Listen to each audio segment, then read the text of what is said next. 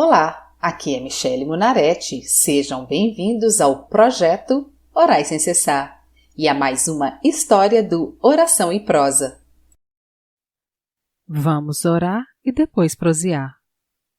Senhor meu Deus, me coloco mais esse dia na Tua presença, em um momento de provação, para lhe agradecer porque nada me tem faltado, apesar da provação, e que tudo que pensei e planejei não terem saído da forma que esperava, apesar de aparentemente ter perdido mais uma batalha.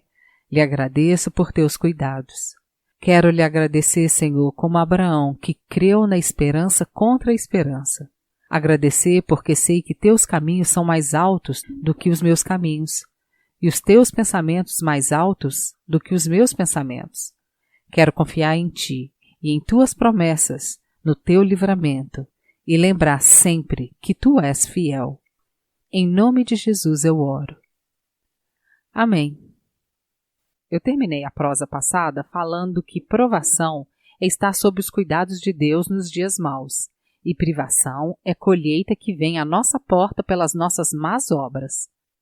Eu vou começar a prosa hoje falando sobre o medo dos cristãos com ações demoníacas. Coisa curiosa que vejo no meio cristão é a negação ou medo das pessoas por causa de macumba. Acho engraçado porque muitos negam qualquer tipo de atuação maligna. Existem aqueles que pregam que não precisamos nos preocupar com maldições hereditárias, que isso não existe, que inclusive Jesus resolveu até isso para a gente na cruz. Como se não tivéssemos responsabilidade nenhuma, só aceitar Jesus, cruzar os braços e deixar os anjos trabalharem a nosso favor.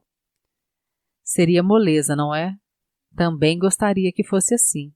Já outros não podem ver um prato de farofa e uma garrafa de pinga na esquina que atravessam a rua e talvez mude até a direção.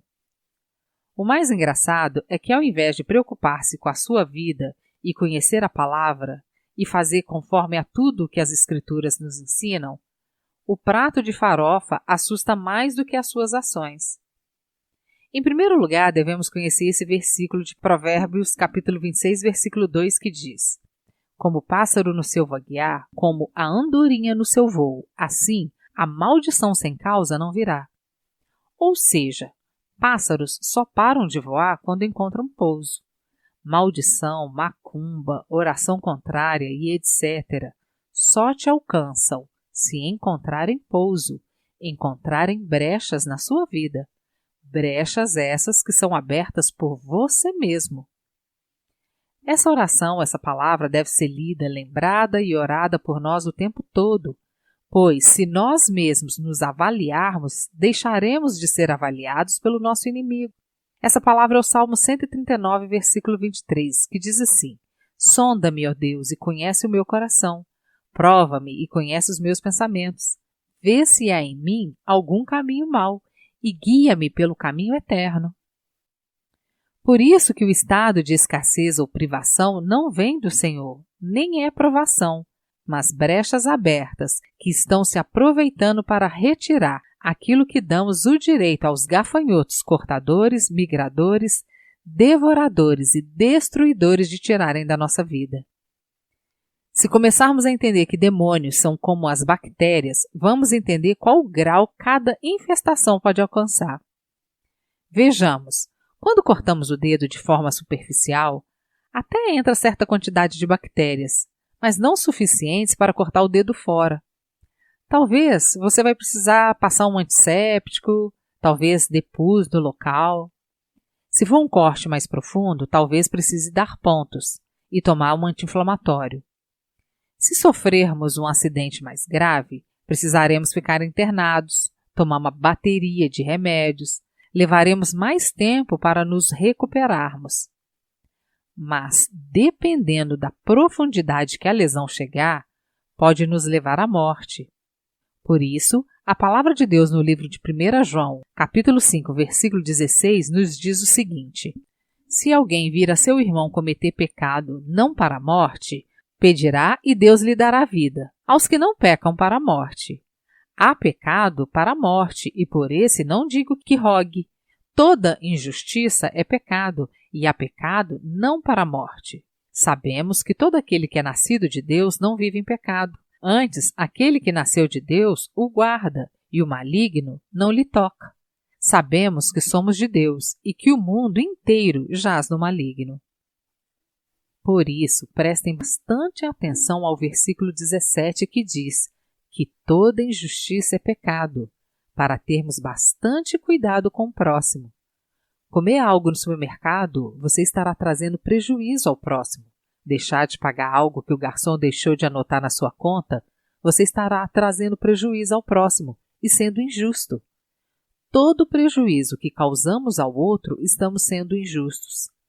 Dependendo da brecha que damos, demônios nos trazem prejuízos, mas oramos, nos arrependemos, colocamos um band-aid espiritual e passa. Porém, sabemos que certos pecados levam mais tempo para colocarmos a nossa vida em dia, recuperar o que perdemos. E sim, tem pecados que nos trazem morte física e espiritual. Por isso, muitos sempre estão desempregados, porque tem morte na sua vida profissional. Muitos têm problemas em relacionamentos, na vida financeira, familiar e, lógico, na espiritual. Porque o que qualquer bactéria quer é possuir o meio que ela penetrou e proliferar até trazer a morte daquele local. E não são assim os demônios? Eles querem entrar na nossa vida, proliferarem e trazer morte em cada situação da nossa vida, até nos levar à morte espiritual e, por que não, à morte física. Por isso, o versículo de Mateus no capítulo 12, versículo 44 e 45 diz: Voltarei para minha casa de onde saí, e tendo voltado, a encontra vazia, varrida e ornamentada. Então, vai e leva consigo outros 7 espíritos, piores do que ele, e entrando, habitam ali, e o último estado daquele homem torna-se pior do que o primeiro.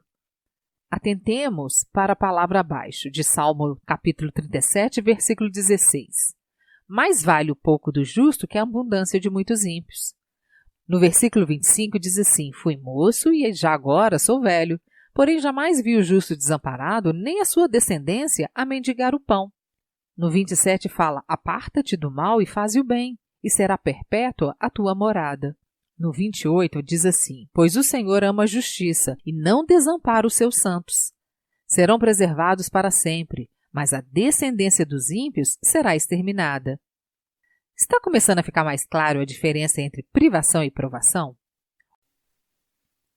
Por hoje é só. Acompanhe mais um capítulo dessa história do Oração e Prosa e vamos juntos aprender a diferença entre privação e provação. Sejam bem-vindos e acompanhem às segundas e quintas-feiras o projeto Orai Sem Cessar. Se você quer fazer um pedido de oração ou ter acesso a todas as orações escritas e aos episódios gravados, siga a página do Projeto Orai Sem Cessar no Facebook ou entre no site www.projetoraissemcessar.com. Te vejo lá!